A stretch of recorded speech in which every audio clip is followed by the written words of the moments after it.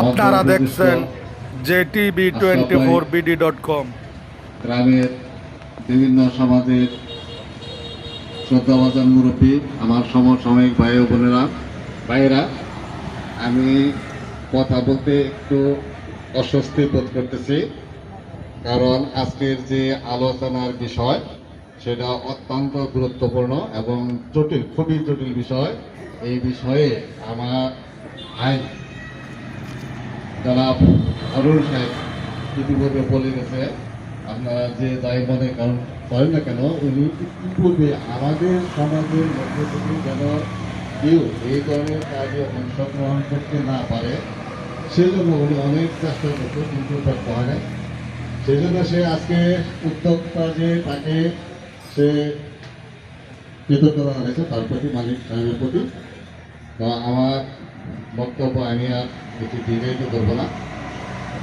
যুব সমাজকে যারা মাদকের সাথে সম্পৃক্ত তাদেরকে এর থেকে বিরত রাখতে হলে আমাদের অভিভাবক যারা আছে তাদেরকে আগ্রহী হতে হবে। তারা যদি আগ্রহী না হয় তাহলে আমরা তাদেরকে কোনোভাবেই এর থেকে পরিত্রাণ করার কোনো পথ খুঁজে পাবো না। আমি একজনকে বললাম, এই তুমি কোন কাজে করো, ক্লাস 8-এ পড়ি, তুমি কই যেতেছ, কাজে দেখেছি। এখন বাংলাদেশের সবচেয়ে একটা ভালো কাজ হচ্ছে স্টুডেন্ট জব।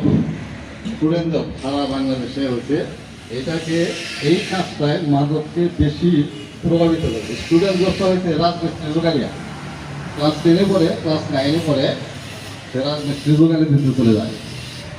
যারা আছে তারা, অভিভাবক যারা আছে তারা হয়তো অস্বস্তি বোধ করতে পারে, তারা হয়তো আমার প্রতি রাগান্বিত হতে পারে।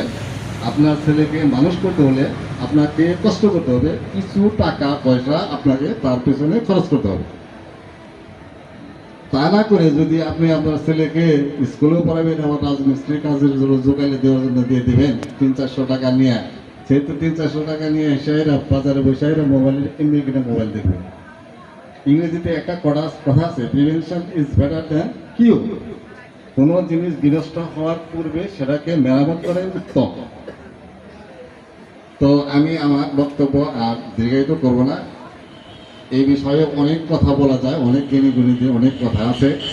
রবীন্দ্রনাথ ঠাকুর বলতে, 12-13 বৎসরের পালাই এমন পালাই আর দুনিয়াতে নাই। অর্থাৎ এই যে মাদক যারা গ্রহণ করে, এই যে 9-10-এর ছেলেপেলে যারা, এদের বয়স সাধারণত 10-12 বৎসরে থাকে। রবীন্দ্রনাথ ঠাকুর এই জন্যই বলছে 13-14 বৎসরের বয়সের ছেলেপেলেদের মতো পালায় আর পৃথিবীতে নাই।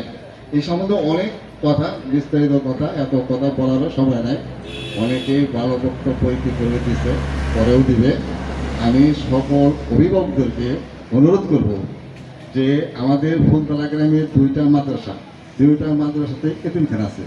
এই এতিমখানাতে বিভিন্ন এলাকার লোকজন তারা এতিম বা এতিম থাকে, কিন্তু তারা এখানে বিনামূল্যে থাইকা লেখাপড়া করতেছে। আমাদের গ্রামের কোনো অভিভাবককে আমি আজ পর্যন্ত দেখলাম না যে তার ছেলেকে টাকা পয়সার অভাবে স্কুলে পড়াইতে পারতেছে না, এরকম কোনো অভিভাবক কিন্তু নাই।